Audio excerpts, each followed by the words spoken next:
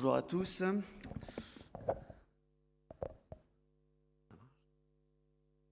Alors avec Henri Arthur, on s'est fait le constat qu'il y avait quand même probablement beaucoup d'idées préconçues qu'on se faisait tous sur la kyphoplastie, que ce soit sa réelle efficacité par rapport par exemple à un corset, au vissage de la vertèbre fracturée, aux complications qu'on pouvait avoir en fonction de tel ou tel traitement. Donc on a retenu 6 de ces idées préconçues qu'on pouvait éventuellement tous avoir et qu'on va d'ailleurs vous soumettre en petit sondage à main levée. Alors, l'expansion vertébrale et le corset ont des efficacités comparables. Est-ce que parmi vous, certains pensent que cette affirmation est vraie? Si c'est le cas, est-ce qu'ils peuvent lever la main? Donc, soit tout le monde dort, soit personne n'y croit. Et alors, ceux qui croient que c'est faux, est-ce qu'ils peuvent lever la main? Ok. Bon. Donc, vous ne dormez pas, c'est la première bonne nouvelle. Alors d'abord sur le plan clinique, donc je me suis appuyé sur la biblio, Henri Arthur, pour trouver des réponses à ces questions. Et comme l'a déjà dit Guillaume tout à l'heure, malheureusement il y a beaucoup d'études qui portent sur les fractures ostéoporotiques, ce qui n'était pas tout à fait le thème de notre série clinique du jour, mais ça nous donne quand même des éléments de réponse. Alors, cette méta-analyse publiée en 2016 par une équipe chinoise, méta-analyse de 10 articles qui incluait 1254 patients avec des fractures ostéoporotiques. Et ils avaient comparé les vertébroplasties, la kyphoplastie au ballon et le traitement fonctionnel. Et donc, ce qui sort de cette étude, c'est que la vertébroplastie permettait d'améliorer les douleurs basées sur le VA mieux que la kyphoplastie et le traitement fonctionnel. Elle permettait également de mieux améliorer la fonction des patients, tout comme la kyphoplastie, ainsi que la qualité de vie. Donc, on retient que le traitement fonctionnel faisait toujours moins bien que une mise en place de ciment, plus ou moins associée à un implant. Cette autre méta-analyse, en 2018, évaluait le risque de nouvelles fractures après fracture ostéoporotique en fonction de la kyphoplastie contre traitement conservateur. 12 études, presque 2000 patients. Et cette étude ne retrouvait pas de différence significative sur le DI entre le traitement par kyphoplastie et le traitement par corset. On reviendra sur cette étude plus tard pour les autres complications.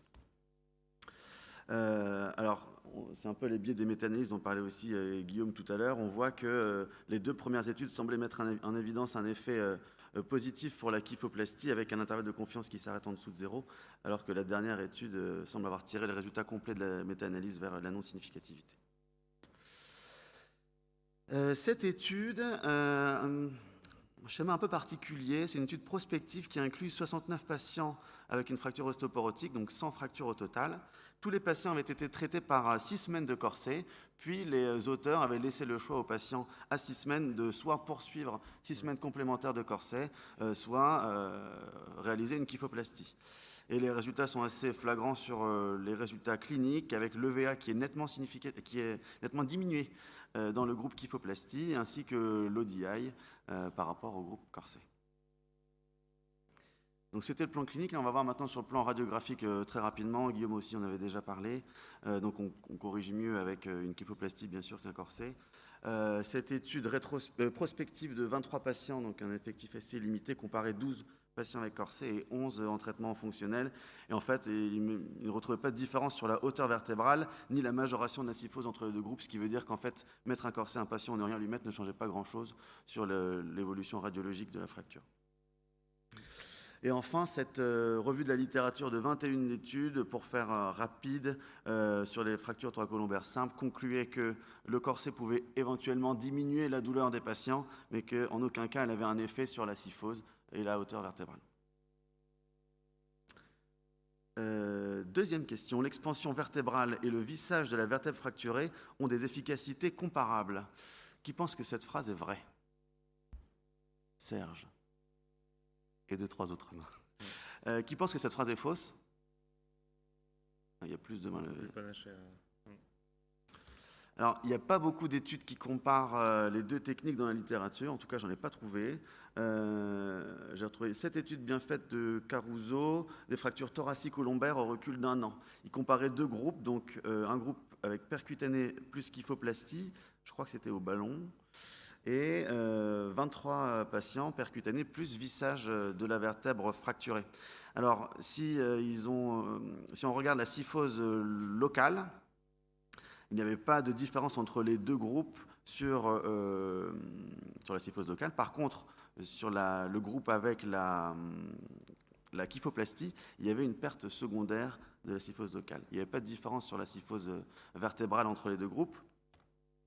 Donc ils avaient conclu que le vissage de la vertèbre fracturée semblait être un peu plus efficace pour maintenir la kyphose locale. Alors ils attribuaient ça au fait que vraisemblablement on a un montage qui est plus rigide si on inclut une vis dans la vertèbre par rapport à une kyphoplastie. Et donc là je vous reparle de la série que nous avons présentée hier, qu'on a menée à Paris et avec les Rennais également, une étude rétrospective qui comparait le spine jack et la vis intermédiaire dans les montages percutanés courts, avec l'utilisation de vis monoaxiales et des tiges un peu surlordosées pour bien utiliser le ligamento-taxis pour la réduction des fractures. Et nous, dans notre série, nous n'avions pas mis en évidence de différence entre les deux groupes sur la kyphose vertébrale, la kyphose régionale, ainsi que l'angulation régionale traumatique.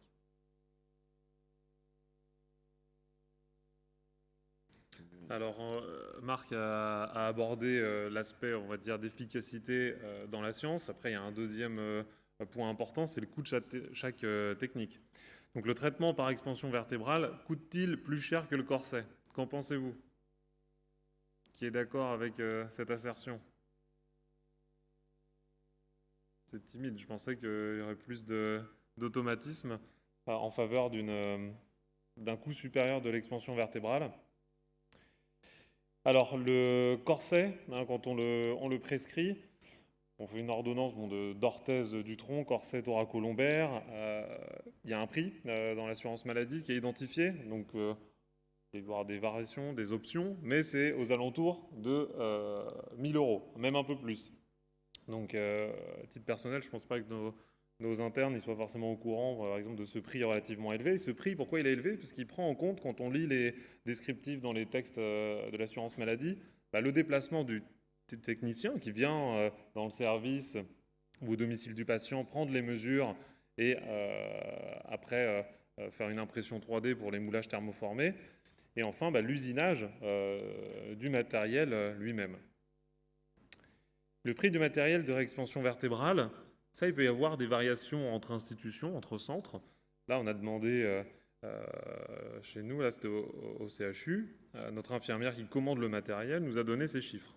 Donc un kit de kyphoplastie pour traiter un niveau, tout compris, je parle des ballons, du ciment, revient à près de 4000 €. Le spine jack, on a discuté entre nous, il y a des variations de 100 à 200 € selon les sites et on va dire les options qu'on peut choisir, mais c'est un peu moins onéreux avec un prix qui revient à 2323 €. Une illustration quand même du corset, parce qu'on peut se dire, bon là, il vient de me montrer que le corset coûtait 2 à 3 fois moins cher, mais un corset bien observé, comme l'a rapporté Marc dans des études de la littérature, ça peut donner des cas comme ça. Vous allez me dire, c'est un patient un peu âgé, 79 ans, oui, mais ça reste un contexte de trauma. Il est pris en charge en rhumato, il a un corset bien observé. Vous voyez, entre juin, août, ce qui se passe, au mois d'octobre, et puis le retentissement plus global. On peut imaginer à la suite de la prise en charge. Donc cette économie initiale, est-ce qu'à long terme, elle va être toujours pertinente? Pas certain. Si elle est hospitalisée en neurochirurgie pour une arthrodèse ou pour des traitements antidouleurs au long cours. Donc le corset en lui-même comporte un certain nombre de risques, de complications qui peuvent entraîner un surcoût plus tardif. Les 40% de douleurs toujours rapportées à 1 an, c'est dans une étude de Neurosurgery 2015 qui avait fait tout un état des lieux sur ce type de traitement. Les douleurs, elles sont présentes. Il peut y avoir une perte de poids, une kyphose, comme on l'a vu dans le cas illustratif précédent, une dépendance, une dépression. Donc ça peut se traduire par une perte on va dire, de production au travail, un passage en mi-temps thérapeutique, voire arrêt de travail, consommation d'antalgiques, hospitalisation. Et puis, il y a un risque d'échec, c'est-à-dire que dans un deuxième temps, on peut être amené à convertir vers une chirurgie qui, dans la plupart des cas, sera plus complexe que si on l'avait réalisée initialement. A l'inverse, la chirurgie qui va avoir un coût direct qui semble supérieur a un avantage en termes de réduction des douleurs, de la gêne fonctionnelle, avec une réautonomisation rapide. Quand on fait ce genre de de techniques de réexpansion vertébrale. L'objectif, c'est quand même de relever le patient le jour même ou le lendemain, puis qu'il reste avec nous 2 à 3 jours maximum. Et souvent, ils reprennent le travail selon le type de travail au bout de 10 à 15 jours. On peut se dire qu'il y a un remboursement qui est variable. Alors ça a fait l'objet de discussions même entre nous, parce que j'ai un peu mené l'enquête, qui fait quoi en termes de codage, c'est assez variable. C'est vrai que moi, je ne suis pas formé à l'optimisation du codage. Il y a eu initialement un remboursement on va dire de la kyphoplastie. Il y a eu des codes utilisés après plus dans l'objectif du cric en titane qui est laissé en place, qu'on peut apparenter à une ostéosynthèse, arthrodèse. Mais le remboursement, vous le comprenez, il est quand même nettement inférieur au prix du dispositif brut. Alors, on a étudié corset versus réexpansion vertébrale. Marc a montré l'intérêt du vissage du foyer de fracture en remplacement de la réexpansion vertébrale, hein, si on le fait par exemple avec des vis monoaxiales sous le plateau. Qu'est-ce que vous pensez de cette assertion? L'expansion vertébrale coûte plus cher que le vissage de la vertèbre fracturée. Est-ce que mettre des vis et des tiges, ça va coûter au final moins cher? Donc, il y a quelques réponses, une minorité de main levée. Donc si on reprend les chiffres rapportés précédemment, donc la kyphoplastie et le spine jack, toujours le même tarif. Et là, on a pris un exemple, pour ne pas le citer, c'est un ancillaire percutané ES2, des vis. Bon, de toute façon, le tarif des vis, il est national. Donc si on fait le compte de 3 niveaux, 6 vis, et puis 2 tiges, on se rapproche de 1 200 € de matériel, on va dire, de dispositifs implantés chirurgical. Donc dans les ostéosynthèses, le codage, pareil, peut varier. Là, je me tourne vers Guillaume, on en a parlé tout à l'heure. J'avais trouvé ce code, mais il y a des codes qui sont un petit peu plus importants, mais qui n'arrivent jamais à couvrir le coût total du matériel. Après, ça peut faire l'objet d'une discussion. Ça peut se retrouver en fait dans le séjour hospitalier, la valorisation du séjour hospitalier. Mais voilà, pour résumer d'un point de vue technique, le vissage fracturaire est moins onéreux en termes de matériel utilisé. Alors, l'idée préconçue suivante. Il y a plus de complications dans le traitement par expansion vertébrale que par corset. Là, je pense que ça va être assez unanime. Est-ce que vous pensez que c'est vrai? Est-ce que vous pensez que c'est faux? Je ne pensais pas que ce serait ça. Okay. Alors, j'ai regardé pour les fractures secondaires, parce que c'est aussi un adage que j'avais entendu interne, que si on cimentait des vertèbres chez les patients ostéoporotiques, on augmentait le risque de fracture adjacente. Donc ça, c'était une méta-analyse que je vous avais déjà présentée tout à l'heure. 12 études, près de 2000 patients, kyphoplastie versus traitement conservateur. Et donc, la conclusion de cette méta-analyse, c'est que la kyphoplastie n'augmentait pas le risque de nouvelles fractures par rapport à un traitement par corset. Donc, nouvelles fractures, ça peut être n'importe où sur le rachis. Et il avait étudié spécifiquement aussi le risque de survenue de fractures adjacentes, donc juste au-dessus ou en dessous de la vertèbre précédemment fracturée. Et là non plus, le risque n'était pas majoré. Alors, ce qu'ils avaient retenu, c'était surtout l'âge de la patiente et l'ostéoporose qui faisait qu'une nouvelle fracture pouvait survenir. Et une autre étude issue d'un travail de la Task Force pour le JBMR et qui concluait grosso modo la même chose, que le risque de nouvelles fractures vertébrales n'était pas augmenté en cas de vertébroplastie ou de kyphoplastie. Alors un autre risque de complication de la kyphoplastie, c'est les fuites de ciment. Alors Laura en a déjà parlé tout à l'heure, je vais passer relativement vite. Donc là, il y avait plus de 3000 patients, 4 patients avaient nécessité une laminectomie, 0,26%, et 9 embolies pulmonaires par un embole vasculaire. Il n'y avait pas de corrélation avec l'âge, le sexe ou le nombre de vertèbres, mais plus vous injectiez de ciment, donc ils avaient retenu plus de 7 cc, plus vous augmentiez le risque de fuite de ciment, et donc les complications neurologiques ou vasculaires pulmonaires. Laura avait aussi déjà mentionné cet article. Alors, l'effectif est très faible, 19 patients, mais ils avaient focalisé l'analyse sur les patients qui avaient au moins 4 vertèbres bénéficiant d'une kyphoplastie. Et donc 5 patients ont une nouvelle fracture dans l'année. Ça, ils n'ont pas attribué au geste particulièrement. Il n'y avait pas eu de complications directes en rapport avec le geste, donc pas de fuite intracanalaire, pas d'infection précoce. Donc les infections, justement, j'ai trouvé une étude qui parlait du taux d'infection sur les vertébroplasties ou les kyphoplasties, paru en 2013, 1307 patients, et ils avaient retenu 6 infections sur la cohorte qui ramenait le taux d'infection donc à 0,46%.